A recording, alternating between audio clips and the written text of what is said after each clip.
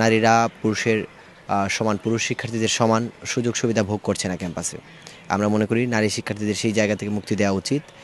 শিক্ষার্থীদের অধিকার আদায়ের জন্য আমি দীর্ঘদিন যাবৎ কাজ করছি। আমার ঢাকা বিশ্ববিদ্যালয় ক্যাম্পাসে ভর্তি হওয়ার পর থেকেই আমার রাজনীতির সাথে সংশ্লিষ্টতা। তো এখানে ডাকসু হচ্ছে একটা নির্বাচিত প্রতিনিধি প্যানেল, যেখান থেকে আসলে শিক্ষার্থীদের ম্যান্ডেট নিয়ে শিক্ষার্থীদের জন্য কাজ করার সুযোগ আছে। একজন রাজনৈতিক কর্মী হিসেবে অবশ্যই একটা সাধারণ শিক্ষার্থীদের ভোটে নির্বাচিত হয়ে তাদের জন্য কাজ করার যে সম্মানজনক জায়গা, সেই জায়গা যাওয়ার ইচ্ছা যে কোনো রাজনৈতিক কর্মীরই থাকবে। সেই জায়গা থেকে আমি মনে করি বা আমার মনে হয়েছে যে যদি আমি ডাকসুতে কাজ করতে পারি, হয়তো আমি আরও একটু বড় পরিসরে কাজ করতে পারবো, আরও ভালোভাবে কাজ করতে পারবো। সেই জায়গা থেকেই, সেই ইচ্ছা থেকেই আমি ডাকসুতে নির্বাচনে দাঁড়িয়েছি। 5 আগস্টের পূর্ববর্তী সময়ে আমাদের ক্রাইসিসগুলো ছিল একরকম, এবং 5 আগস্ট পরবর্তী সময়ে আমাদের ক্রাইসিসগুলো হচ্ছে আরেকটু ভিন্ন রকম। আবাসন সংকট এবং খাদ্য সংকটের বাইরে আমাদের যে রাজনৈতিক অপসংস্কৃতিগুলো ছিল, সেই সংস্কৃতিগুলো ইতিমধ্যেই ধ্বংস হয়ে গেছে। আমরা বিশ্বাস করি এই সংস্কৃতিগুলো আর ফিরে আসবে না। কিন্তু এইগুলো যদি এর বাইরে আমাদের যে বর্তমানে সমস্যা, এগুলো হচ্ছে আমাদের ঢাকা বিশ্ববিদ্যালয়ের শিক্ষার পরিবেশটা, শিক্ষার কাঠামোটা, শিক্ষার ধরনটা, এগুলো নিয়ে আমাদের কিছু সমস্যা আছে। যে ঢাকা বিশ্ববিদ্যালয়কে যদি আমরা একটা গবেষণাধর্মী শিক্ষার্থী বান্ধব ক্যাম্পাস হিসেবে বিনির্মাণ করতে চাই, তাহলে আমাদের সেই জায়গায় কাজ করতে হবে আরও বড় পরিসরে। সেই জন্য আমাদের শিক্ষা ব্যবস্থা, বিশ্ববিদ্যালয়ের শিক্ষক নিয়োগ, শিক্ষক মূল্যায়ন, এই বিষয়গুলোকে আমাদেরকে প্রায়োরিটি দিতে হবে এবং গবেষণা ক্ষেত্রকে আরও প্রসারিত করতে হবে। ঢাকা বিশ্ববিদ্যালয়ে 50-এর অধিক গবেষণা প্রতিষ্ঠান রয়েছে বা গবেষণার জায়গা রয়েছে, কিন্তু সেই জায়গাগুলো থেকে আমাদের জন্য আসানোর কোনো আউটকাম ঢাকা বিশ্ববিদ্যালয় বা বাংলাদেশের মানুষ পাচ্ছে না।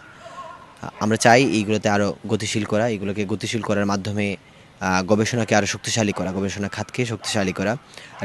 বুয়েটে, আমাদের পার্শ্ববর্তী ক্যাম্পাস বুয়েটে একটা প্রথা প্রচলন আছে যে ক্যাম্পাস শিক্ষার্থীরা, বিভিন্ন ব্যাচের শিক্ষার্থীরা যারা গবেষণা করতে ইচ্ছুক বা ভালো রেজাল্টধারী, তাদেরকে শিক্ষকদের সাথে গবেষণা সহায়ক হিসেবে নিয়োগ দেওয়া হয়। আমরা ঢাকা বিশ্ববিদ্যালয় ক্যাম্পাসেও আমাদের যে গবেষণা ক্ষেত্রগুলো আছে, সেইখানে ভালো গবেষকদের সাথে আমাদের বিশ্ববিদ্যালয়ের টপার শিক্ষার্থীদের বা গবেষণায় ইচ্ছা যাদের আছে, তাদেরকে ওই জায়গায় নিয়োগের মাধ্যমে আমরা কিন্তু গবেষণার সাথে শিক্ষার্থীদের মেলবন্ধন ঘটাতে পারি। এবং শিক্ষার্থীরা যারা আর্থিকভাবে অসচ্ছল, তারা কিন্তু এই গবেষণার মাধ্যমে নিজেদেরকে একটা আয়ের উৎস পেতে পারে। এভাবে আমরা ঢাকা বিশ্ববিদ্যালয়কে একটা একাডেমিক ক্যাম্পাসের দিকে নিয়ে যেতে চাই। আমাদের আবাসন সংকট, খাদ্য সংকট, এগুলো তো আছে, এগুলো নিয়ে সবাই কাজ করবে বলে আমরা মনে করি। আমাদের নারী হলগুলোতে বিভিন্ন ধরনের সমস্যা আছে। নারীরা পুরুষের সমান পুরুষ শিক্ষার্থীদের সমান সুযোগ সুবিধা ভোগ করছে না ক্যাম্পাসে। আমরা মনে করি নারী শিক্ষার্থীদের সেই জায়গা থেকে মুক্তি দেওয়া উচিত, এবং নারী হলগুলোতে বিভিন্ন ধরনের যে মানে বেআইনি নিয়মনীতি প্রচলিত আছে, সেই নিয়মনীতিগুলোকে বন্ধ করা উচিত। তাদের ফ্লোর লকিং সিস্টেম, অনাবাসিক এন্ট্রির যে বিষয়টা, এই বিষয়গুলো আমরা সমাধান করতে চাই।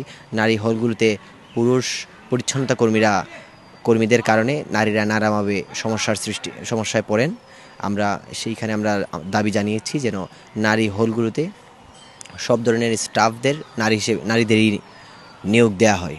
এইসব বিষয়গুলো নিয়ে আমরা কাজ করার চেষ্টা করছি। আমরা পরিবহন নিয়ে কাজ করার চিন্তা আমাদের আছে সার্বিকভাবে, এবং এর বাইরেও আমাদের যে 10 দফা ইশতেহার দেওয়া হয়েছে, সেই 10 দফা ইশতেহারের শেষে আমরা বলেছি যে আমরা ডাকসুকে একটি শক্তিশালী প্রতিষ্ঠান হিসেবে দাঁড় করাতে চাই, যেখানে নির্বাচিত প্রতিনিধিরা তাদের যে লক্ষ্য, সেই লক্ষ্য বাস্তবায়নের জন্য, শিক্ষার্থীদের কাজ করার জন্য আরও বেশি ক্ষমতা পান, এবং ডাকসু একটি নিয়মিত কাঠামোর মধ্যে প্রবেশ করে সেইভাবে আমরা ডাকসুকে গড়ে তুলতে চাই।